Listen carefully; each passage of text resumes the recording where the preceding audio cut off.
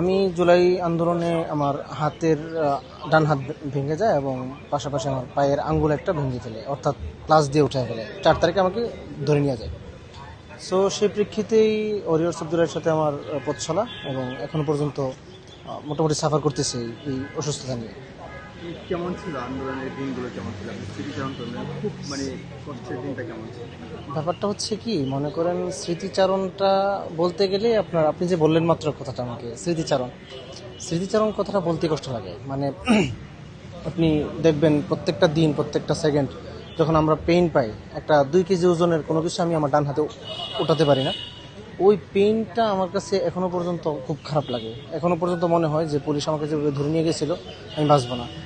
আমার কথা বাদ দেন, আমি নিজে কমপক্ষে 50টার মতো লাশ যাত্রাবাড়ি থেকে আমি ব্যানে উঠাইছি। তো ওই দিনগুলো যখন আমার কাছে মনে পড়ে, মনে হয় যে কেন আমি বেঁচে থাকলাম। ওই বাইরা তো মরে গিয়ে বাচ্চা গেছে বর্তমান দেশের এই অবস্থা দেখার কারণে। আমার কাছে মনে হচ্ছে যে আমরা বাচ্চা থাকার পরেও কোনো কিছু করতে পারিনি। তো ওই স্মৃতিচারণগুলো যখন আমাদের মাথায় আসে, কষ্ট লাগে, এত কষ্ট লাগে যে অগোচরে মানে আড়ালে কাঁদতে হয়। মানুষের সামনে হাসির পাত্র যেন না হয়, কারণ মানুষ দেখলে জুলাইয়ের মধ্যে এত কিছু করছো, কোনো লাভ তো হয়নি, দেশের পরিবর্তন তো হয়নি। সেই কারণে আপনার খুব কষ্ট লাগে আর কি, যখন স্মৃতিচারণগুলো ভাসে চোখে। বিভীষিকাময় অবস্থাগুলো কেমন যেন ভয়ঙ্কর লাগে, ঘুম থেকে লাফ দিয়ে উঠি, কষ্ট লাগে খুব। ব্যাপারটা হচ্ছে, আমার আন্দোলনে হাতটা ভাঙে হলো 18 জুলাই। তারপর থেকে মোটামুটি আমার ফ্যামিলি জানে যে আমার হাত ভাঙছে। তো আমি ফ্যামিলিকে বললাম যে আম্মু, আমি তো আমার মাদ্রাসায় একটা ইমার্জেন্সি পরীক্ষা, এটা মিথ্যা কথা ছিল, তো আমার মাদ্রাসায় যাওয়া লাগবে।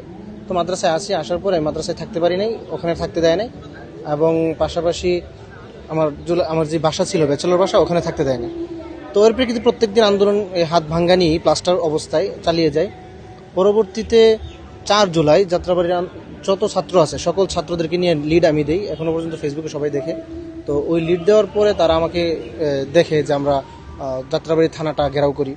ঘেরাও করার পর কিছু উৎসাহী ছাত্র তারা আপনার থানার গেট ভেঙে ফেলে। আপনারা হয়তো লক্ষ্য করেছেন যে ওই সময় থানার গেট ভাঙার পরে পুলিশ এলোপাতারি গুলি ছুটতে থাকে এবং গ্রেনেড ছুটতে থাকে। তো যখন পিছন ফিরে অনেক ছাত্র আহত হয়, অনেক ছাত্রদেরকে শহীদ করা হয়। আমরা আমাদের লিডের পক্ষ থেকে আমরা আসলাম 4 জন ব্যক্তি, আইসা পুলিশের সাথে কথা বলি যে আমাদেরকে ওই ছাত্র যারা আহত হয়েছে এবং যাদেরকে আপনারা গ্রেফতার করছেন ইতিপূর্বে, তাদেরকে ছাড়তে হবে। এক পর্যায়ে তারা রাজি হয়। তো আমরা দেখি যে রাস্তার মধ্যে যারা পড়ে আছে তাদেরকে আমরা নিয়ে আসার চেষ্টা করি। সেই প্রেক্ষিতে আমাকে চিনে রাখে তারা। আন্দোলনের 4 তারিখ রাত 10টা বাজে আমাকে যাত্রাবাড়ির লিয়া হোটেল আছে, ওই লিয়া হোটেল থেকে খাওয়ার পর সাথে সাথে আমাকে সিভিল ড্রেসে তুলে নিয়ে যায়। ঠিক আছে, আমাকে নিয়ে যায় মিরপুরে। তো মিরপুর থেকে আল্লাহ তাআলার কুদরত, যদি শেখ হাসিনা মানে না পালাইতো তাহলে হয়তো আমার খুবই খারাপ অবস্থা হতো।